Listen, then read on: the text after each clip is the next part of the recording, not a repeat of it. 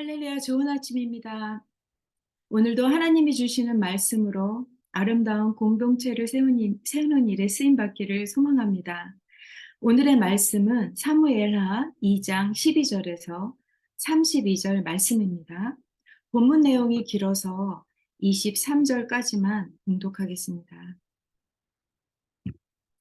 넬의 아들 아브넬과 사울의 아들 이스보셋의 신복들은 마하나임에서 나와 기브온에 이르고 수리아의 아들 요압과 다윗의 신복들도 나와 기브온 못가에서 그들을 만나 함께 앉으니 이는 못 이쪽이요 그는 못 저쪽이라. 아브넬이 요압에게 이르되 원하건대 청년들에게 일어나서 우리 앞에서 겨루게 하자. 요압이 이르되 일어나게 하자 하매 그들이 일어나 그 수대로 나아가니 베냐민과 사울의 아들 이스보셋의 편에 12명이요 다윗의 신복 중에 12명이라. 각기 상대방의 머리를 잡고 칼로 상대방의 옆구리를 찌르매 일제히 쓰러진지라. 그러므로 그곳을 헬갓 하스림이라 일컬었으며 기브온에 있더라. 그날의 싸움이 심히 맹렬하더니 아브넬과 이스라엘 사람들이 다윗의 신복들 앞에서 패하니라. 그곳에 수르야의 세 아들 요압과 아비새와 아사엘이 있었는데 아사엘의 발은 들노릇같이 빠르더라. 아사엘이 아브넬을 쫓아 달려가되 좌우로 치우치지 않고 아브넬의 뒤를 쫓으니 아브넬이 뒤를 돌아보며 이르되 아세헬아 너냐 대답하되 나로라.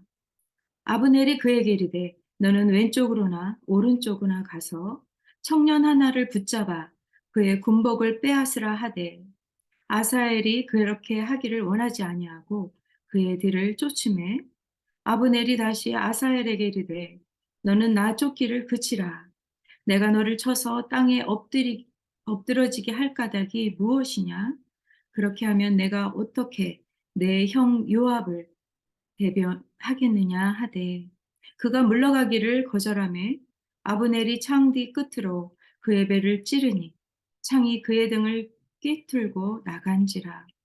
곧 그곳에 엎드려져 죽음에 아사엘이 엎드려져 죽은 곳에 이르는 자마다 머물러 섰더라. 아멘. 음, 오늘 본문은 이전까지 한 나라였던 이스라엘이 두 왕의 세력으로 나뉘게 되어 내전 상태가 지속되고 있었습니다. 그리고 아브넬과 이스보셋의 신복들과 요압과 다윗의 신복들이 이스라엘 12지파의 지배권을 놓고 갈등을 벌이고 있습니다. 사실 이스라엘의 11지파는 다윗을 하나님께서 세우신 유일한 왕으로 인정해야 하지만 그러나 아직까지 사울의 남은 집안을 지지하고 있었습니다. 여기서 핵심 인물이 바로 이스라엘의 군대 장관인 아브넬입니다. 그는 사울의 아들 이스보셋을 왕으로 세워놓고 나라를 좌지우지하고 있었습니다. 이제 12절 말씀을 보시겠습니다.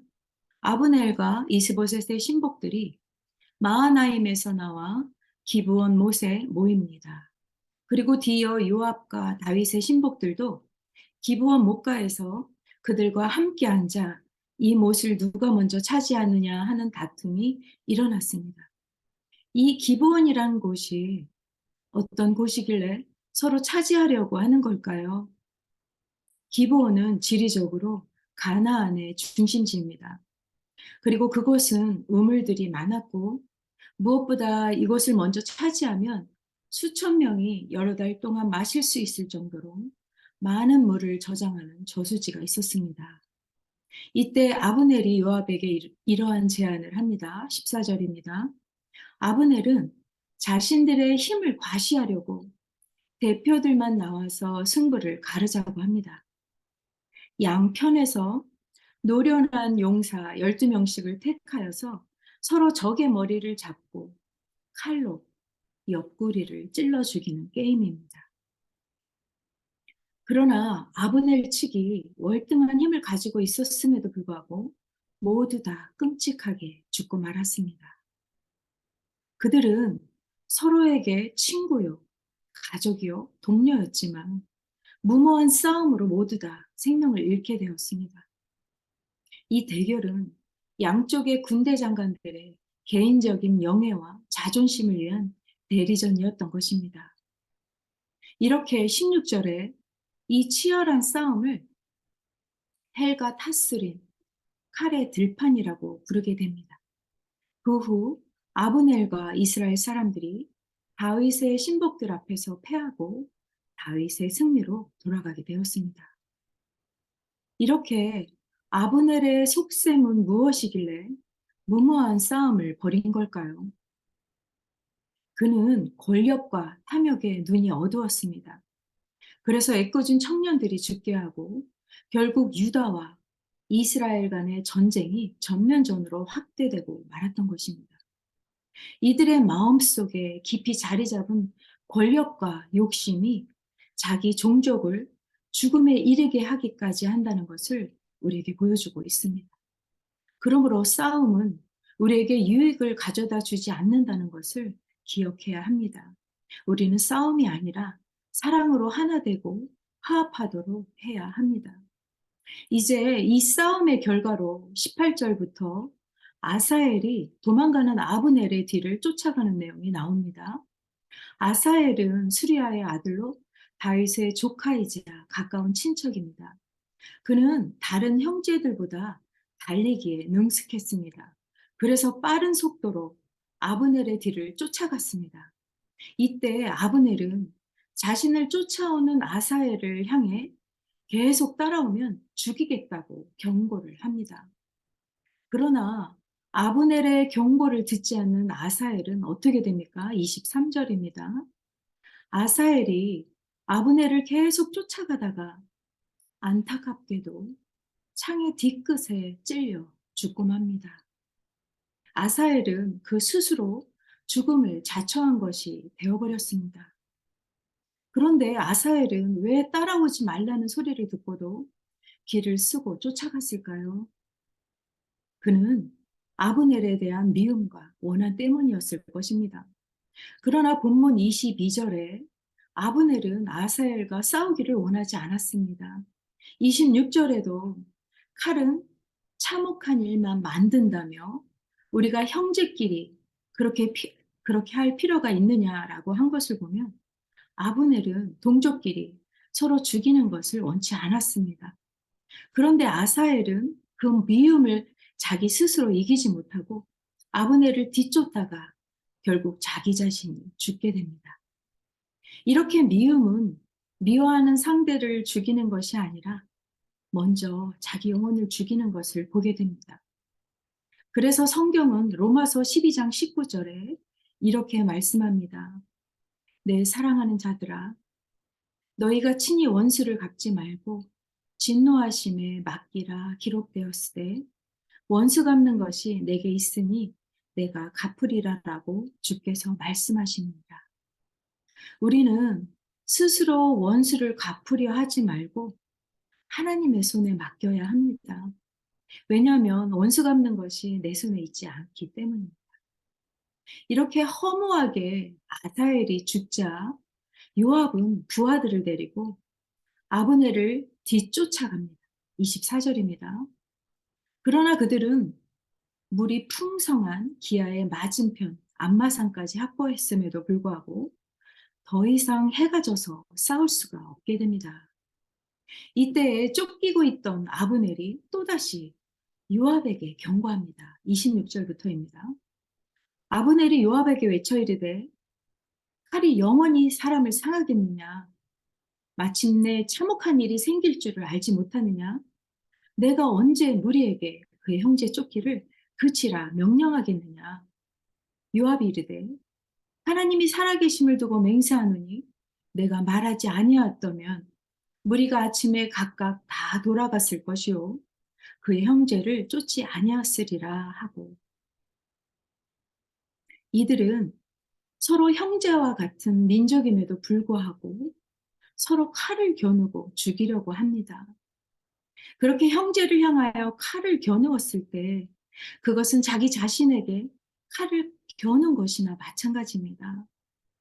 이들은 서로 이길 수 없는 싸움을 하고 있는 것입니다. 사실 우리가 이 땅에서 싸우는 대부분의 싸움이 이길 수 없는 싸움들입니다. 서로에게 이득 없이 고통만 안겨다 주기 때문입니다. 그러므로 우리는 서로 사랑하기 위해 용서할 수 있는 마음을 갖기 위해 미워하는 마음으로부터 싸워야 합니다. 사랑을 위한 싸움이 아니라면 결코 서로에게 이길 수 없는 싸움이라는 것을 깨달아야 합니다. 이제 기브온 전투를 주도하던 요압과 아브넬 간의 휴전이 성립되는 장면이 나옵니다. 28절입니다. 요압이 그를 쫓아가는 것을 멈추자 다행히도 전쟁이 커지지 않고 끝이 나게 되었습니다. 이제 아브넬과 그의 부하들은 기브온을 떠나 마하나임으로 돌아갑니다. 30절입니다. 그리고 요압이 돌아와 자신의 부하들을 살펴보니 그의 동생 아사헬을 포함해 20명이 죽었고 25셋의 부하는 360명이 죽었습니다. 이제 요압은 아사헬을 베들레헴에서 장사하고 밤새도록 걸어서 헤브론으로 돌아갑니다. 사실 이 싸움은 아무 의미 없는 싸움으로 무고한 동족들만 죽게 되었습니다. 말씀을 맺겠습니다. 오늘 본문은 두 리더의 장난처럼 시작된 싸움이 마침내 참혹한 결말을 맺고 맙니다. 이 싸움은 권력을 차지하려는 사람들 때문에 젊은 청년들이 죽어나가는 비극적인 전쟁이 되어버렸습니다. 세상으로 말하면 기득권자들이 자신들의 이득을 위해 젊은이들의 희생을 부추긴 결과로 양쪽 모두 승리 없는 싸움으로 끝나고 말았습니다. 이렇게 무책임한 리더들의 자존심 싸움이 동족 간의 치열한 칼의 싸움이었던 것입니다. 그리고 이 모든 것은 다윗을 왕으로 세우신 하나님의 뜻을 거스리는 것이었으며 다윗을 통하여 견고한 집을 세우시려는 하나님의 계획을 지연시키는 결과가 되었습니다. 이처럼 사탄의 목표는 분열을 일으켜 하나님 나라를 무너뜨리는 것입니다. 마치 교회의 공동체를 허물고 서로를 분열하게 하고 사랑하지 못하게 만드는 것입니다. 사탄은 지금도 교묘하게 우리의 삶 속에 파고들어서 하나님과의 관계를 깨뜨리려고 합니다. 작은 오해가 큰 불씨가 되어서 서로 미워하도록 분열을 조장하고 있습니다. 그리고 하나님은 형제끼리 서로 다투고 싸우는 것을 원하시지 않습니다. 그래서 사도 바울은 교회들마다 성령 안에서 하나가 되게 함을 힘써 지키라고 말씀합니다. 교회는 그럴 때 분쟁하지 않고 하나님이 주신 거룩한 사명에만 몰두할 수 있습니다. 사랑하는 성도 여러분, 예수님은 곤란을 당하고 핍박을 당해도 그 어떤 세력과도 분쟁하지 않고 맞대응하지 않으셨습니다. 또한 때릴 때 그냥 맞으시고 고난을 받으신 예수님이었습니다. 십자가를 지신 예수님은 세상의 시각으로 볼 때 한마디로 무능하고 부끄러운 예수님의 모습이었습니다. 그러나 우리는 예수님이 우리 죄 때문에 몸소 보여주신 그 십자가를 지고 따라가야 합니다. 주님이 가신 길을 따라가지 않으면서 주님을 진정으로 믿는다고 말할 수 없습니다. 왜냐하면 그러한 믿음은 하나님이 기뻐하지 않기 때문입니다. 그러므로 교회는 예수님의 핏값으로 세워진 사랑의 공동체를 이루어가는 곳입니다. 우리는 다투거나 힘을 겨루는 자들이 아니라 어떤 상황에서도 그리스도의 몸인 교회를 먼저 생각하고 하나가 되기 위해 힘쓰는 저와 여러분이 되시길 주의 이름으로 축원드립니다. 아멘. 다 같이 기도하시겠습니다. 하나님 감사합니다. 오늘 주신 말씀이 우리 안에서 믿음으로 순종하는 자리까지 가기를 원합니다. 우리의 잘못된 판단과 욕심대로 살아가지 않게 하시고 성령 안에서 하나가 되게 함을 힘써 지키는 삶을 살게 도와주시옵소서. 사랑하고 용서하고 더 나아가 공동체를 살리고 세우는 일에 온 마음을 다하는 모두가 되기를 기도합니다. 예수님의 이름으로 기도합니다. 아멘. 기도 제목을 나누겠습니다. 오늘도 우리에게 주시는 말씀으로 나의 삶을 돌아보고 분열과 다툼이 일어나지 않도록, 그리고 나에게 속한 공동체를 살리는 데에 아름답게 쓰임받기를 위해 기도했으면 좋겠습니다. 그리고 AKPC 교회 비전을 위해 기도를 부탁드립니다. 말씀, 제자, 미셔널 공동체를 이루는 교회 되게 해달라고 기도해 주시길 바랍니다. 그래서 회복을 넘어 부흥이 온 성도와 가정에서 흘러넘쳐서 세상 사람들이 보고 우리 교회로 돌아오게 되기를 소망합니다. 이번 6월과 7월에 드림키즈 여름 사역이 시작됩니다. VBS와 썸머 캠프를 위해 기도해 주시길 바랍니다. 준비된 교사들과 좋은 발렌티어들을 보내주시길 기도해 주시고, 준비하는 과정 속에 은혜를 주셔서 모든 아이들이 하나님을 만나는 귀한 시간이 되도록 기도를 부탁드립니다.